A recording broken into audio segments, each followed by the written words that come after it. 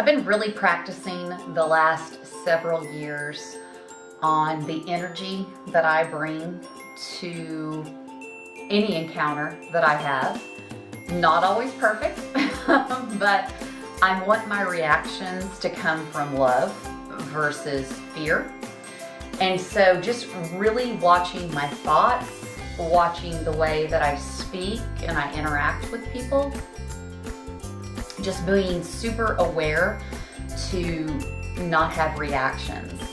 And I'm not always perfect at it. I tell you, one that really gets me happens to be in the car when you're in your little bubble. That is one that gets me. I took motorcycle safety course many years ago to get my motorcycle license. And that is a course where you're super aware of the way that you drive in your surroundings. You're looking a quarter mile ahead, you're looking at all the street lights. And so I have to say, I'm actually a really good driver. And so it can become frustrating when there are cars cutting you off or not letting you merge into traffic and those types of things. And so I have to shift my thoughts when I notice those kind of patterns happening in my head. I work on really shifting those thoughts. So I've been just really thinking about energy lately and speaking life and how are you reacting to situations. Are you reacting, or are you taking a moment and thinking about it before you say something that just really doesn't add any value at all to the situation? You know, I think that if we got out of our car bubbles and we were face to face with that person, is there any way that we would make the statements that we're making inside of our vehicles? So this is something that just takes practice. It's consciously thinking about our behaviors and if we're responding from a place of love or if we're responding from a place of fear. So my friend Kathy, she sent over this parable about a wolf and this grandfather. He was sharing this story with his grandson, and there's two wolves that live inside everyone. One wolf is full of fear and greed and hostility, and the other wolf is full of love and kindness and beauty. And these wolves are always fighting. They're always fighting each other. And so the grandson asked the grandfather, which one wins? And the grandfather says, whichever one you feed. So when we're talking about energy, it's truly whichever wolf you're feeding. You know that old saying, you can attract a whole lot of bees with honey versus vinegar. It's so important to practice the way that you respond to people, the way that you respond to yourself. It becomes a habit of getting in the flow of love.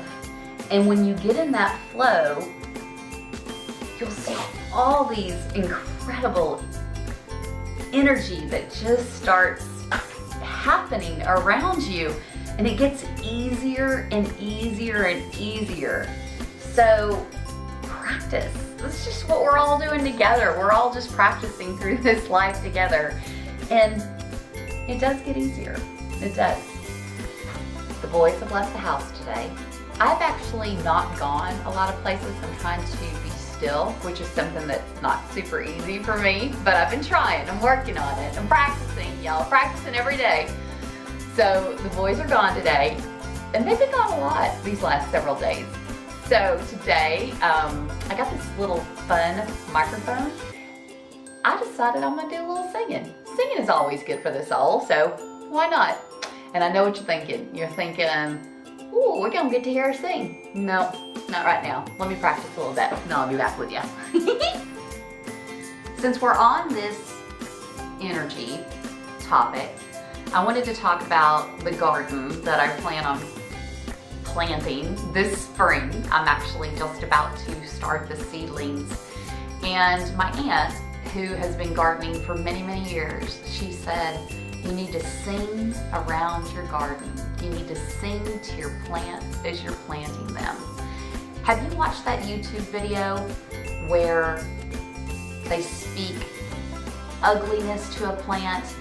They speak words of hatred, words of fear, and then they have these other plants where they're speaking words of love and kindness and beauty. And it's really incredible how the plants who have the fear put into them and the plants that have the love. The ones with love, those are the ones that flourish. Guys, we are energy. If you take our hands and you put them under a microscope, we all break down to atoms.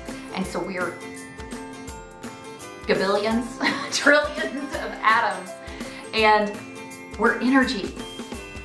What energy are you bringing to your life? Love, bring love. I know I'm like so mushy, but I tell you what, this practice has enriched my life in so many ways. I know that it is not my responsibility to change anyone, and I can't change anyone. However, I can change my responses to people. And when you start to change your responses, that's when they typically notice. And that energy that you're spreading starts to spread inside of them. And is it going to work every time? No. But I guarantee you it's going to work a whole lot more than getting frustrated and putting a lot of expectations on others. When we let go of expectations and we take responsibility for ourselves and the energy that we're putting into this world, and when that energy comes from a place of love, that's when you see big shifts happening. And so if you don't believe me, man, practice it. Grab yourself a couple of plants, put them in 2 different rooms, and speak to one way and speak to another one the other way. And watch what happens, watch what transpires. I find this especially when I'm working out. I can get caught up in my mind of, I can't do this, I wasn't an athlete, I wasn't trained in this manner, I'm not going to be able to make it through, I can't breathe, I'm exhausted.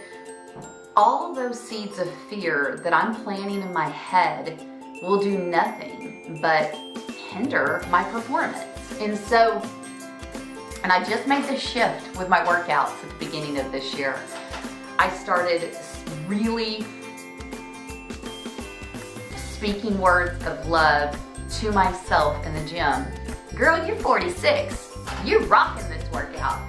Look at your arms. Look how much better shape they're in. Look at how much longer you can go in the kickboxing round. I'm speaking affirmations while I'm working out to keep my mind in that flow so that I'll get a little bit better each and every time. This is going to be, a little bit slower of a process because for so many years I've cut myself down in the workout field. And so it's an ingrained habit of mine. And so I'm working on shifting that habit. And you can shift anything. You can shift the way that you respond to so many different situations in life. It just takes practice. And so I'm going to encourage you, I'm going to throw a little challenge out. And I take this challenge with myself pretty regularly because we're just practicing. And you know what?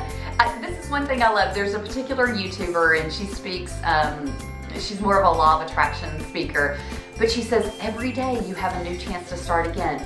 You go to bed and you reset, and so the next day you're ready to go again. And listen, if you have a time during the middle of the day that your thoughts have become yuck, take a nap, reset.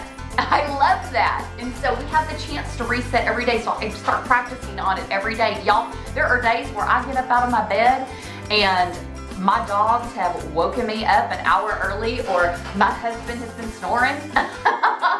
And so I have to reset my brain to not be frustrated. You know, I want to wake up with this attitude of gratitude, and so I have to reset. So, I'm sorry, I know, you know me, I ramble, but I would like to challenge you. Just take one day, watch your words, and see when you're complaining.